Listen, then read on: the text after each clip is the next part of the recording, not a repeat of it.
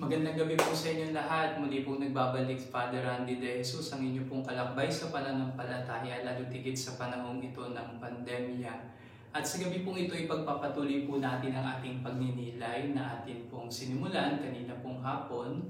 At nandun pa rin po tayo sa karanasan ng Ebanghelyo mula sa Ebanghelyo ni San Juan, kung saan si Maria Magdalena ay nagtungo sa libingan ni Jesus. At nang pagdating nga niya sa libingan ni Jesus ay wala na doon ang bangkay ni Jesus. Alam po ninyo yung karanasan ng pangungulila sa taong minamahal, sa taong pinahahalagahan, sa ugnayan, sa samahan.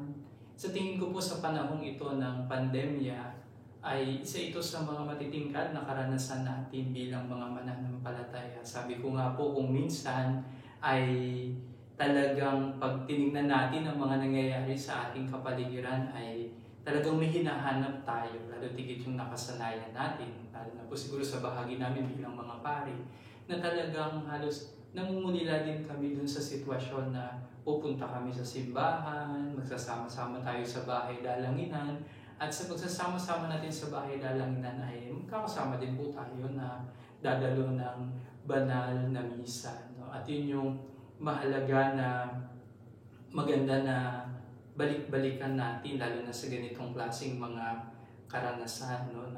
Kaya po yung pangungulila na nagiging matingkad po yan sa kasalukuyan natin pinagdadaanan. No? Na hinahanap natin yung ating mga nakakasama sa simbahan. No? O siguro po dun sa mga pamilya ay kung ang inyo pong mahal sa buhay ay nasa ibang lugar, no? Nandun din sila, naka-quarantine. Meron din ganung paghahangad na sana ay magsama-sama. O kaya naman po doon sa inyong mga laging nakakasamang mga kaibigan na ngayon ay halos hindi nyo po makasama dahil nga may mga limitasyon na hinihingi sa atin ngayon ng ating lipunan, maging ang ating pamahalaan para din naman sa ating kabutihan. No? Kaya yung karanasan ng pangungulila ay nagiging napakatingkad sa ganitong mga sitwasyon na ating pinagdaraanan. No? Kaya sa gabi pong ito, mula po sa karanasan ng ganito nating pagninilay, no? Kagaya po ng nadama ni Maria Magdalena yung kanyang pangungulila kay Jesus, pangungulila sa magandang samahan, ugnayan, pangungulila sa karanasan ng presensya ng Diyos sa ating buhay, ay sasamahan po tayo ng isang leader laiko para sa ating pagninilay sa gabing ito. Hayaan niyo pong ipakilala ko sa inyo makakasama natin sa gabing ito. Siya po ay walang iba kundi si Brother Arthur Castor. Siya po ang diocesan coordinator or lay coordinator ng charismatic community po dito sa ating diocese, sa diocese ng Imus. No? Kaya hayaan din po natin na dagdagan niya rin yung ilan pang mga pagkakakilanlan tungkol sa paglilingkod na kanyang ginagawa bilang diocesan lay coordinator ng charismatic community. Kuya Arthur, magandang gabi po sa inyo.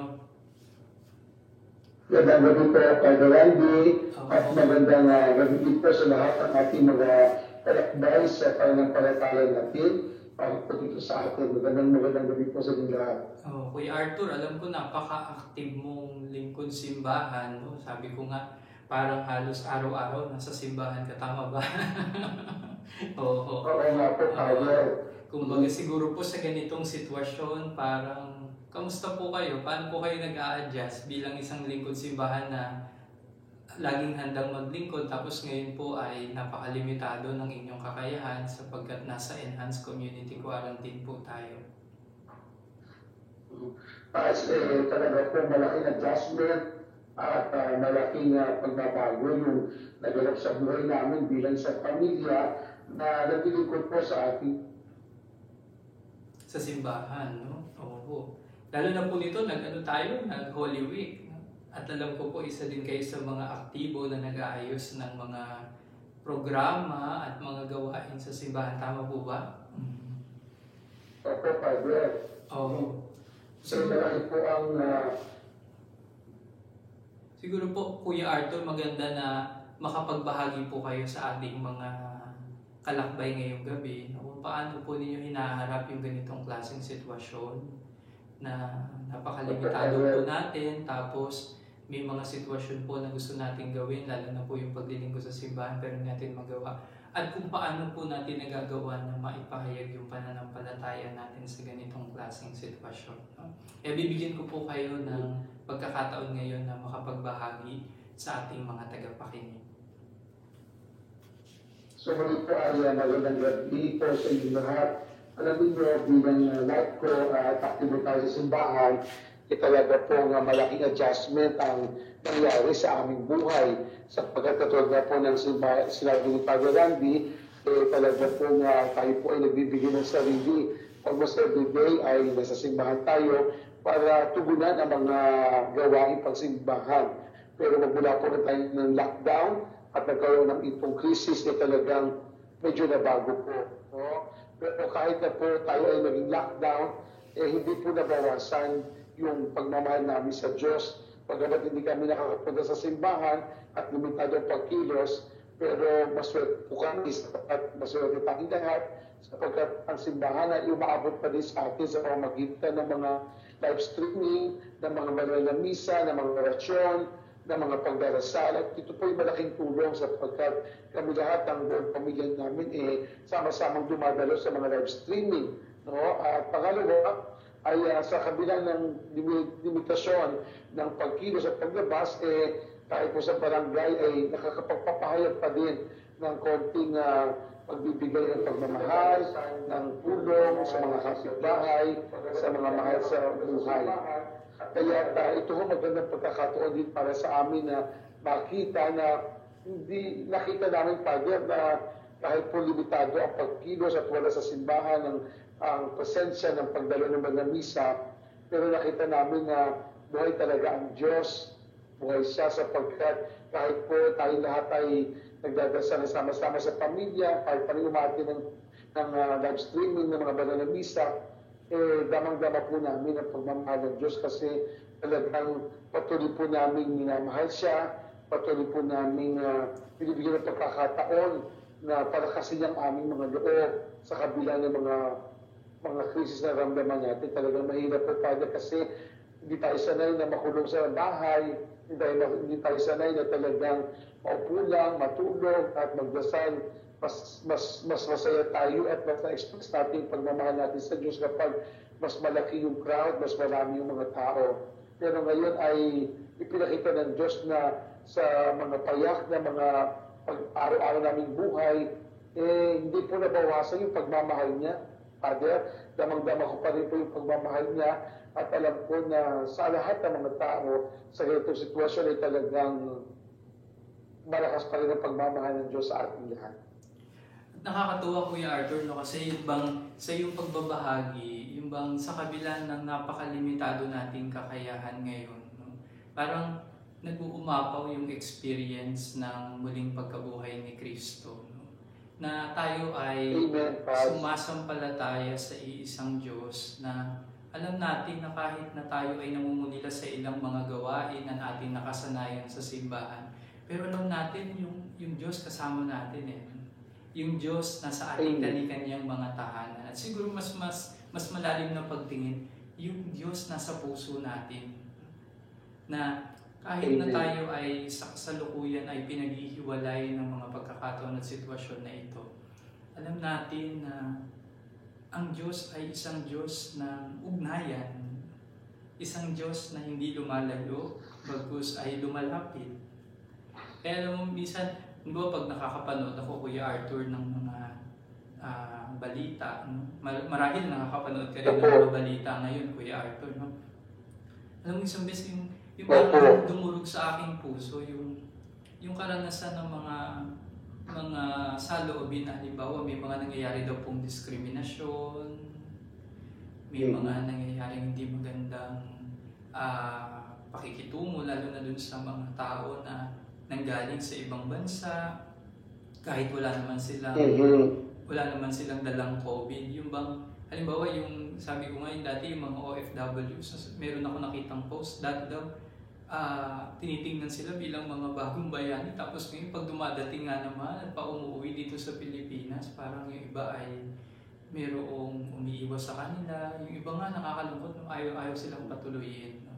Pero sana sa ganitong sitwasyon, no? Bagamat ito ay isang realidad na hinaharap natin, Kuya Arthur, no? Kagaya nga ng sabi mo kanina sa iyong pagbabahagi, sana bumalik tayo palagi sa kung ano ba ang nais ng Diyos para sa atin. No? Yung bang nararamdaman nating pagmamahal ng Diyos, ito yung pagmamahal na sana ay mag-ugnay sa bawat isa sa atin.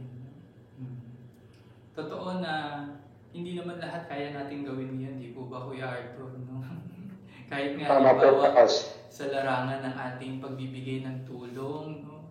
Nakakatuwa kasi narinig natin na bawat parokya dito sa ating diocese ay nakagawa ng bahagi sa simpleng pamamaraan, no?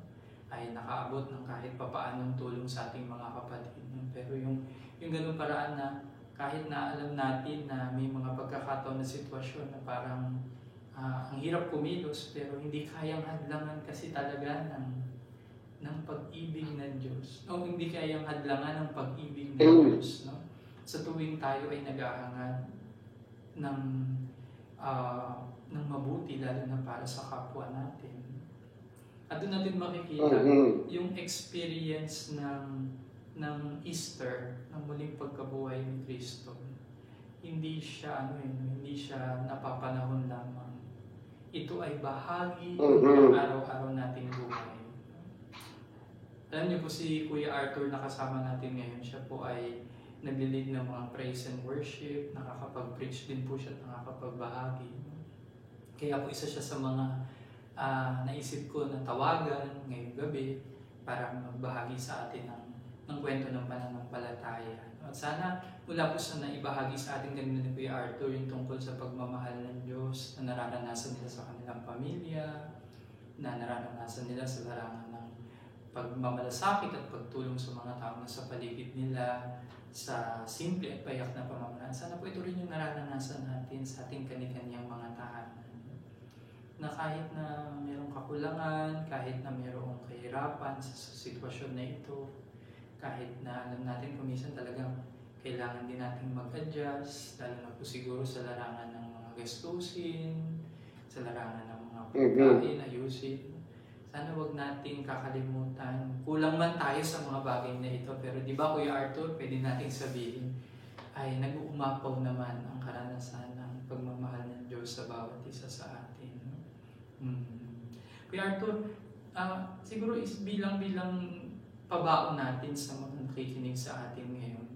Ano yung pwede mong mga salita o mga kataga na nais mong ibahagi sa kanila bilang pagwawakas din sa pagbabahagi natin na ito sa kanila ngayong gabi? Sige po, Kuya Arthur. Salamat po. Alam niyo mga kapatid, sa nangyayari itong krisis natin sa buhay, ay napakaganda na makita natin na ang Diyos ay muling nabuhay at nagapi niya na ang kamatayan, kasalanan, maging ang karamdaman. Kaya hindi tayo dapat mawala ng pag-asa, hindi tayo dapat malungkot, hindi tayo dapat matakot sapagkat lalapasan po natin itong krisis na ito dahil mahal na mahal tayo ng Diyos. Lalapasan natin ito at babalik tayo sa normal sapagkat ang pangahalagaan po natin mga kapatid yung pagmamahal ng Diyos. Sapagkat yung pagmamahal niya sa atin ay minsan lang. Pero yung minsan pagmamahal ng Diyos sa atin ay hindi matatapos, walang katapusan, hindi makuubos, sapagkat minsan lang tayong mamahalin ng Diyos. At yung pamahalin ng minsan na yun ay magpasawalang hanggan. Kaya sana po tayong lahat, ano na yung mga talagang natatakot at nalulungkot, wag po. Ang ating panglaban dyan ay walang ibang kundi dahil mo sasabihin na tayo ng Diyos at kailangan hindi po tayo papayaan. Salamat Kuya Arthur sa iyong pagbabahagi ngayong gabi. Malaking bagay po na nakakapakinig ang mga kapatid natin ng ganitong klaseng mga kwento at nagdudulot ng inspirasyon at paanyaya sa patuloy na pagsampalataya sa Diyos. No? Kuya Arthur, titingnan ko lang itong ilang mga kasama natin ngayong gabi na nakikilakbay sa atin. Ay, sige po, Father. Pero wag ka alis ha, kasi sasamahan mo ako mamaya sa panalangin. kasama natin ngayong gabi, nakita ko po dito po sa ating monitor, sa screen, dito po sa aking laptop. Ay dito po si kasama natin, nakikinig ngayon, si Ate Myra from Santo Niño de Bangkaan Parish sa Labac, Naik, Cavite po. Kasama din po natin yung ating napakinggan kanina na seminarista, si Brother Christian Premista, si Ate Marilyn Asistin Marquez. Hello po sa inyo. Ako. Si Ate Len Halire, magandang gabi din po sa inyo Ate Len, sa inyo din pong pamilya. Nakikinig din po yung asawa ni Kuya Arthur, si Ate Maribel Castor. No? Ate Maribel, salamat po sa inyong oras ngayong gabi ng inyong pamilya na nakikilakbay po ngayon sa akin. Si Ate Maridel Encarnacion, Ate Madel, ingat po kayo palagi. Si Ate Alma Zambrano, no? Isa po sa mga nakasama ko sa isang banal na paglalakbay o pilgrimage sa Holy Land. No? Ate Alma, kamusta po kay Kuya Egay? Si Tina na taga Prima Rosa, lagi po nating kasama sa ating mga programa. Angelo De Jesus, Giancarlo Abad, sa din pong seminarista na nakikinig po at nakikilakbay sa atin. JC, nadasal palagi Ate LJ Soleria from Santo Niño de Bangkaan Parish sa Naik, Cavite. Ate LJ, kamusta po sa inyong lahat dyan? Patuloy po tayong magdasal palagi. No? Si Jerome, na isa po sa aking mga directees, nakikinig din po. Si James Ryan Mendoza from San Jose Parish or St. Joseph Parish sa Bailen. Si Ate Cathy Soriano po mula sa The Most Holy Rosary Parish sa Rosario, Cavite. Noel Tolentino po from sa Our Lady of the Pillar Cathedral Parish, rin po sa aking mga directees. Si Ate Beth Salido, isa pong lingkod simbahan sa St. James, Ate Beth. Kaya din si Marvin de la Vega mula sa Indang, Cavite, kung di po ako nagkakamali. Marvin, si Sir Marvin po ba ito? Sa tingin ko ay isa siya sa mga nakakalakbay ko po sa larangan ng vocation promotion. Joan Macariola, taga rito din po sa Buhay na Tubig, isa rin po sa mga lingkod simbahan, at saka member ng aming choir dito po sa OLP Seminary. Ate Fing Royo, no? At kapatid ni Father James, hello Doktora, lagi po kayong mag-iingat. Salamat po sa inyong malasakit, sa inyong pagbibigay ng sarili, lalo na ngayon may mga pandemic experience po tayo. At syempre po si Ate Alma, nangangamusta, okay naman po ako, awa ng Diyos. No?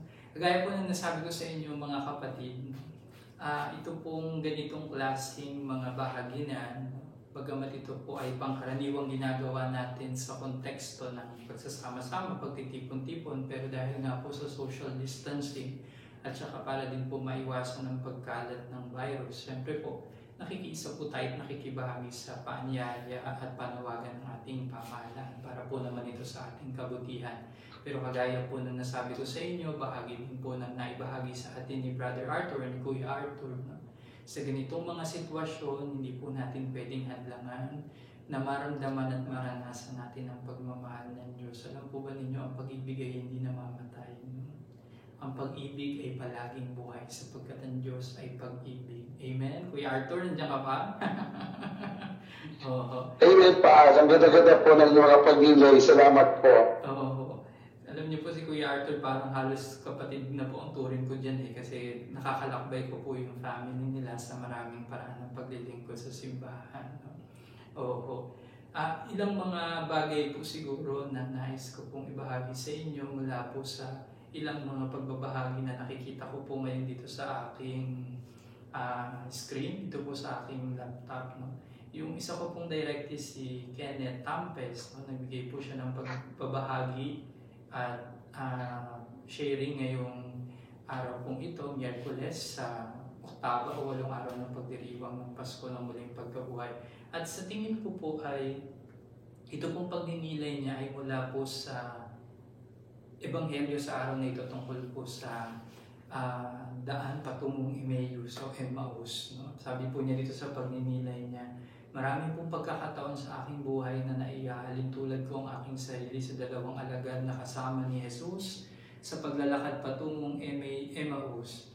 Bagamat kilala ko at isa ako sa tagasunod ni Jesus, ay may mga pagkakataon pa rin na hindi ko nakikilala ang kanyang presensya. Kung baga sa termino po ng ng kasalukuyang panahon, dinidedma lamang kumbaga, no? Tapos yung kwento pong ito, yung naglalakad po yung dalawang alagad, tapos ang kasama po pala nila si Jesus na hindi pa nila agad nakikita at nakikilala. At sabi po, kasunod po ng pagbabahagi ni Kenneth ay, at ako naman po patuloy lang sa aking ginagawa. Tsaka ko lamang nakikilala ang kanyang presensya sa tuwing naaalala ko kung paano ko siya nakikilala o sa tuwing nasasaksihan ko siya sa ibang tao na aking nakakasalamuha. Nawa ay patuloy kong makilala at maramdaman ang kanyang presensya sa Emmaus ng aking puso. Ganda po nun, yung Emmaus ng aking puso.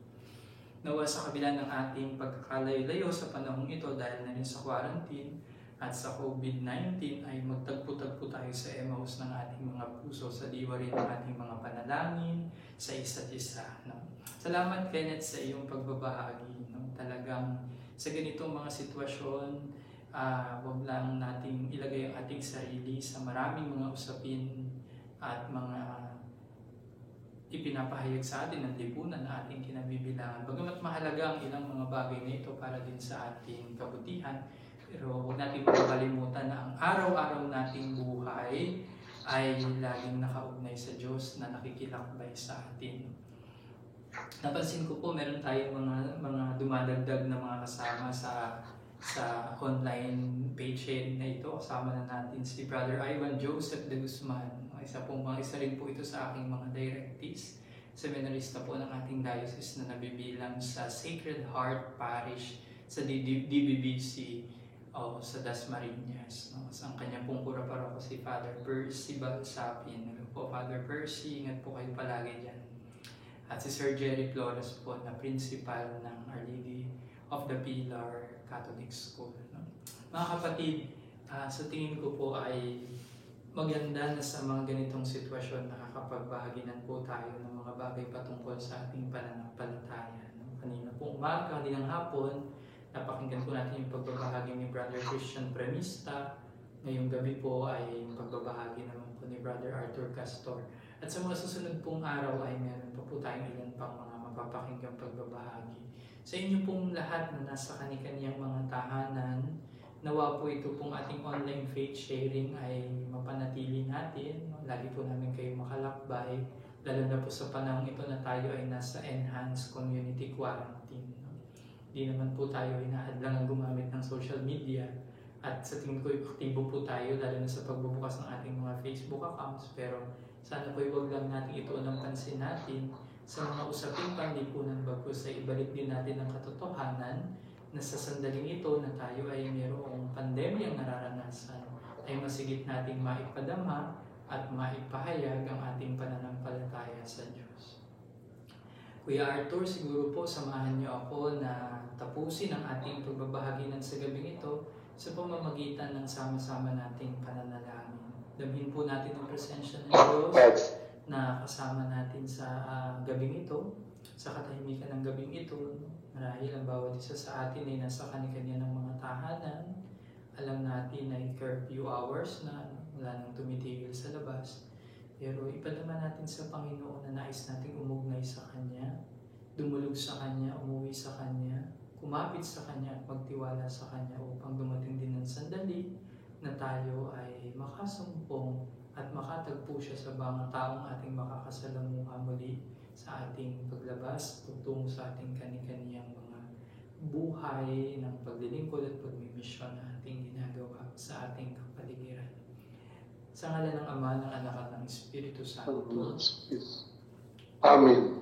Ama naming mapagmahal, nagpapasalamat po kami sa iyo sa biyaya ng gabing ito kung saan kami ay tinipon mo at binigyan ng pagkakataon upang balikan ang mahalagang bahagi ng aming pananampalataya at pagpapahalaga sa iyo. Habang kami ay patuloy na nagdiriwang ng Pasko ng muling pagkabuhay ng iyong anak na si Jesus, nawa ay patuloy mo ring ipadama ang buhay na presensya niya sa puso ng bawat isa sa amin.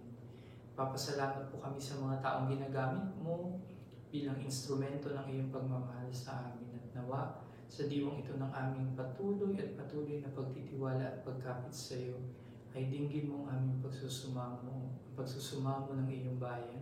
Yes, na nawa ay malayo na kami sa anumang panganib dulot ng ganitong klaseng pandemya at paglaganap ng COVID virus sa aming kapatiran.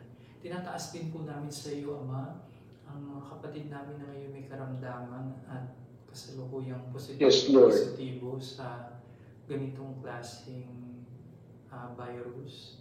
Samahan mo po sila, alam po namin hindi po ito madali para sa kanila sapagkat sila ay nag-iisa, namumulila.